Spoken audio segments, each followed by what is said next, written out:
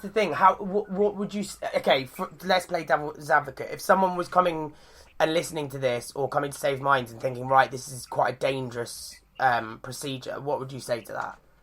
So the thing is this, Sam. No, I'm an anesthetist, right? My base specialty is anesthetics. If I have to give ketamine for anesthetics, right? Say, for instance, the dose which we used for you, yeah, we will take that as a standard, right? That dose of that, say, X amount was given over a period of 40 minutes, right? If I have to give as an anesthetic, I would have to use 4 to 5 times that X, or 5X, right, in 15 seconds or 20 seconds, right? So that is why, so 1/4 of that over 40 minutes to 4 times of that in 15 seconds. That is what anesthetic doses are. Yeah. Right? So that is why it is a very safe medication to use. Right? However, whatever it is, whichever the medication is, when you give it, you have to be extremely careful. Right? That is why we have a full monitoring in place. Right? When we are giving the medication, though we know that it is very safe, but it has to be very careful with people with high blood pressure, heart disease, etc., or drug allergy. But in vast majority of the people, this is much safer to use.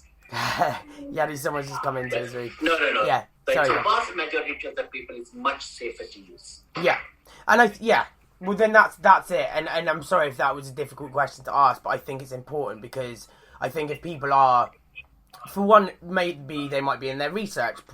For me, like, the whole process was doing a lot of research, speaking to my psychiatrist, and then being referred, and then there was you and Save Minds. And I think if you're at any point of that process about thinking about psychedelics, even just in general, right? For me, ketamine was the last one. I actually came to my psychiatrist and said about psilocybin, which we spoke about, I think, briefly.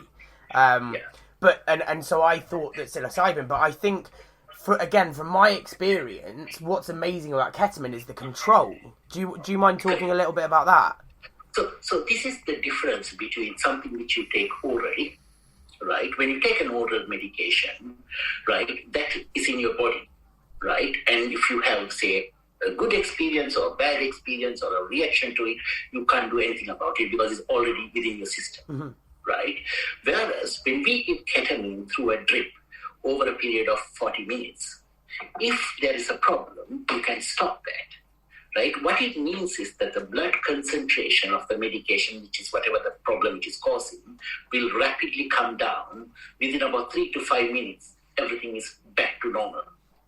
Right? Whereas if I have taken, say for instance, I have taken anything, right? And the experience will be for, say, 2 hours. Right? If I have taken it orally, that 2 hours, if it's good or bad, I have no choice. Yeah? But when we give ketamine, if the experience is bad, it could have been bad, and I think at least once or twice we stopped for a pause in your case. I needed the loo, Yadu. That was what it was. I needed the loo. I needed to go for a wee. That was all it was.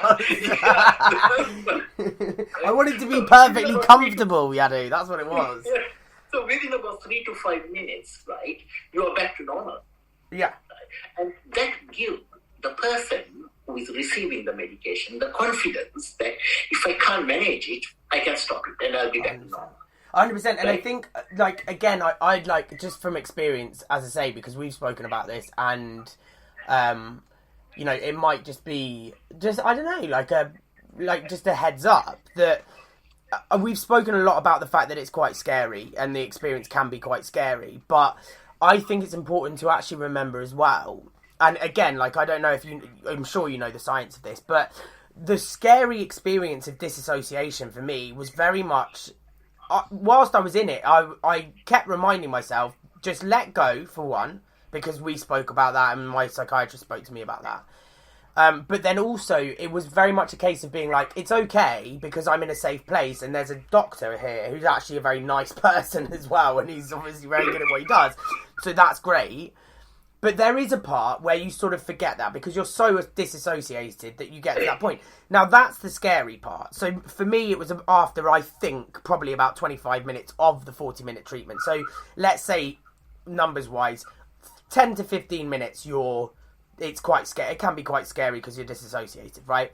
But then there's two things here. Firstly, on all of the 5 different trips that I had, it went from anywhere between 2 to about 15 minutes of sort of coming back to life, if you will, right? Or coming back to reality, or however you want to, however it should be phrased. But that's the point. I think the more intense the treatment, or the higher the dose, the longer it takes to come out of it, but you still come out of it. It just takes a little bit longer, and you just have to remind yourself that actually that's the case. And actually, this is the interesting part as well, because of that intensity, which I didn't really enjoy. You know, some people do, right? Sure. I didn't. Coming out of that and then leaving, Yadu always said, right, you have to be, he had to be okay with me leaving, right? Essentially, you had to be all right for me to leave. Which is important to remember as well. Like, no, you're obviously not going to let someone out if they're like high as a kite.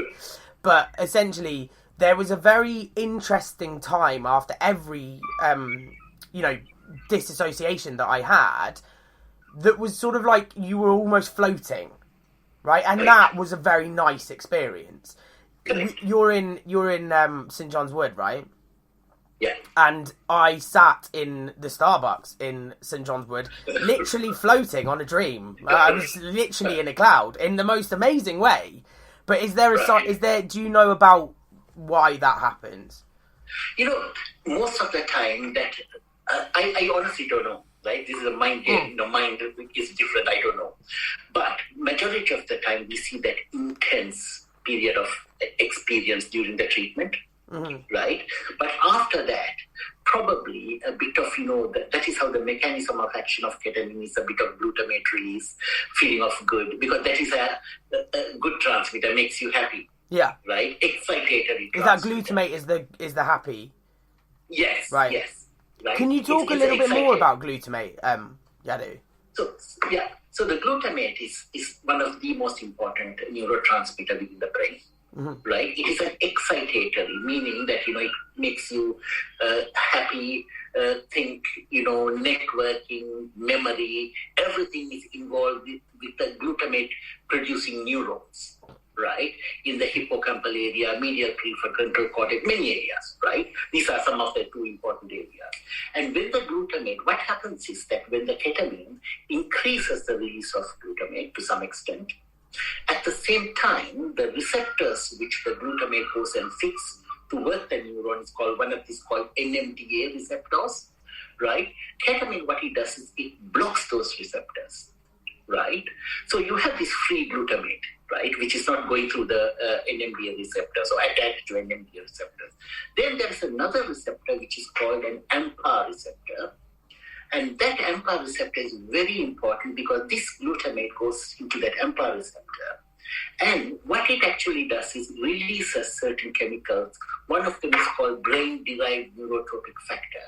Say that again, Yadu. Say that again. It is called brain-derived, right? It's brain-derived neurotropic factor. What it does actually is starts repairing the damage the neurons have had as a result of depression. So what is important is this fundamentally, Sam, right? People don't understand that as a result of depression, as a result of anxiety, PTSD, the stress, the neurons, which are in the important areas of, thinking, all these things, they get damaged, badly damaged, right? So even within 2 weeks, they have shown in rat experience, when they put them under depression, when they don't allow the rats to run around for 4 hours every day, for 2 weeks. And when they look at the hippocampal area to look at their neurons, they are badly damaged. Yeah. Right? So imagine for years and years, this process has been going on for people. That is why the bit of memory loss, bit of, not able to, people say come for a walk, can't be bothered, because it's loss of connectivity in those important areas. Mm-hmm. And what ketamine does is by stimulating through these AMPA receptors and release of all these nice and good chemicals, proteins, they start repairing the process within about 6 hours of starting the first ketamine infusion. Yeah. And that is where the actual repair happens and the damage, repair starts. Right? So that is why, it is such a powerful chemical, because that change of repair, no other medication does that. Yeah. Wow.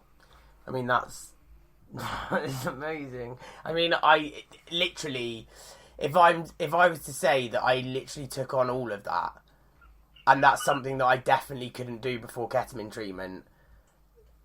Yeah, like before ketamine treatment, I would have been like, Yadu, mate, I have no idea what he's talking about right now.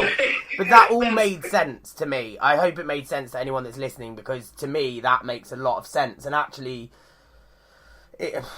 mental health is so vast. You know, there's so many different, you know, ways to heal yourself or stay well and things like that. And I just think when you actually look at the science, one of the most important things, and I think I said this to you, Yadu, was the reason why I wrote so much. And I wrote more than 70 poems, right? The reason why I found it so hard to speak to people a lot of the time. The reason why I never was able to explain what was happening was because there was nothing physical that I knew about. And I remember when I first, it probably wasn't the first time I saw you, but it was, you know, on one of the treatments, you said to me that about the hippocampus, that it shrinks when you're depressed and so doesn't release glutamate, right? And that for me was the physical. That for me, there must be so many people out there who are suffering from depression and don't know how to explain it, right? And if you can't explain it yourself, then how can anyone else that you're talking to understand what you're going through if you can't explain it yourself, right? But what you've just said is explaining the physical nature of the brain, if that's even a thing, right? And I think that's so important for sufferers to remember that actually it's not just in your head. There is literally something physical happening in your head. It is in your head, yes. Correct. But that's absolutely spot on, right? Yeah. There's actual physical damage. So people, that's what sometimes, you know, Sam, I have been a doctor for however long, 30 years, right? I didn't know that. But Yadu, how's that even possible? You're only 35 years old, aren't you?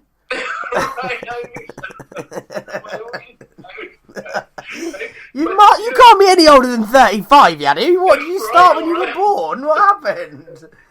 All right, I got that message.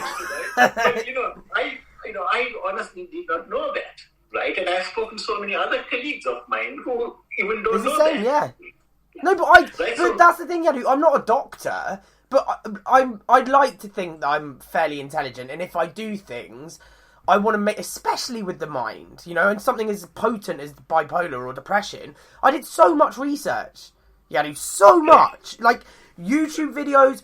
This is part of the reason why I'm doing a podcast, because I didn't find anything like this. So I'm like, okay, but there's a niche in the market, so let's fill it, right, and try and help some people, because I looked at so much stuff. You know, I read journals, you know, I watched YouTube videos, I tried to listen to bipolar podcasts, like I tried to watch films with people who had bipolar, I tried to talk to doctors, and none of them could tell me that physical thing, that had I known that when I was 18, when I had the first symptoms of bipolar, it would have changed the 14 years, and I'm glad it didn't, because quite frankly, however long it took me, even if it took me to 95 and I felt this good, I'd be happy with this suffering, because that's the point. Like, I wouldn't change anything for anything, because it's all serendipitously just fallen into place. But I don't want everyone else to have to experience that. I don't think I'd be able to do what I'm doing now if I hadn't had every single second of that 14 years up and down and inside out. But that's the point. I think that physical side of it is so important for anyone that's suffering from anything, but most specifically mental health, is actually, it's not just a thought in your head that you could just unthink. There's something physical going on, and I think that's so important. Yeah, that is fundamentally the most important thing, Sam. That is, you know, people don't think, they think it's all think, you know, you think, right? It's your thought. You need to change your thought. You can't change your thoughts, right? It's not possible. Yeah. Right? That's how the system, right? And there's a physical damage as a result of this disease, right? And that is what ketamine does, and that is why it is considered as a breakthrough, right? That, you know, it can do a lot of things. And there are many drugs in pipeline, right? You know, psilocybin, there are a lot of things coming. So I think there is some glimmer of hope for future of mental health illness. Right? Well, Yadu, if you don't mind, just because I'd like to do this again at another time, we're coming up to an hour, and I think we'll keep this at an hour, just because it would be good to sort of wrap up. So all I want to say is thank you so much. I'm sure if you're still listening, you know how wonderful Yadu is, because I do. But anyway, thank you so much for coming, Yadu. Keep smiling, guys, and stay good.